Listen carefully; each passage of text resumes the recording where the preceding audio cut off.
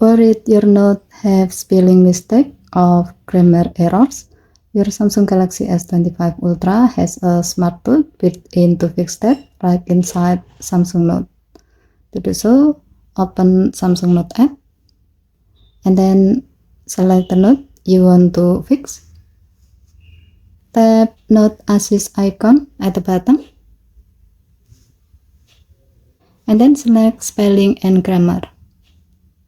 After that, tap Show Correction.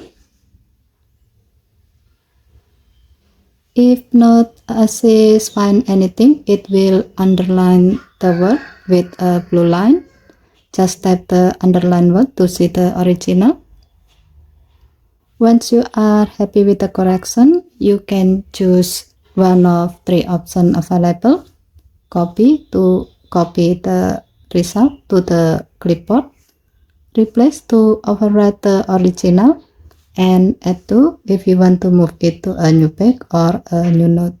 It's a simple way to make your note clean, clear, and mistake free. Okay, thank you for watching. Please help to like and subscribe. Have a nice day.